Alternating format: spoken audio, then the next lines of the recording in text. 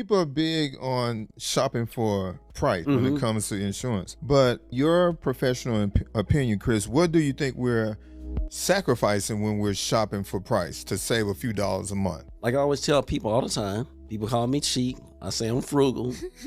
You should try to save money. However, don't save money at the expense and not getting the proper coverage that you have. So that's the key thing. You want to make sure that you're having the proper coverage. And sometimes you don't need it until you need it.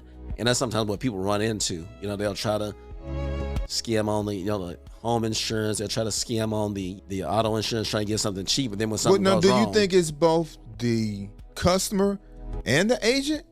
Because the agent trying to create a quick sale, so they just kind of... Well, you know, you've been around me for a long time, and people who know me, I always say I'm a consultant, not a salesperson. I'm gonna give you what you need, not what you want. And in fact, if your want don't meet the need, I professionally tell somebody they might want to look at some other options that are out there, because you do have a lot of agents that are out there. They're pushing, they widget pushing. They're trying to just sell. You know, somebody might have a $500,000 house, and somebody might say, "Hey, can you just insure for like $300,000?" Somebody just might do that, you know, because they're trying to make a sale. I'm not going to do that, because I want to be in a situation. I want to sleep good at night. Even if the person says they want that, sometimes you have to save people from themselves sometimes. And I'm not going to be in a position to where they got a $500,000 house, I give them $300,000. And somebody will not give me that $300,000 if something go wrong. But yeah, where you going to get the other $200,000 from?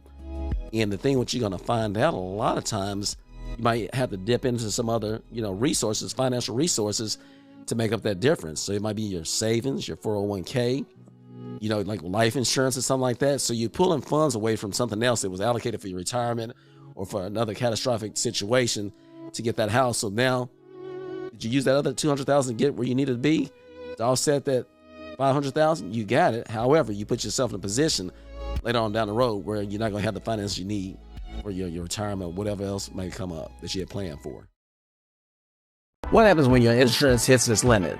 You pay the rest unless you have umbrella coverage.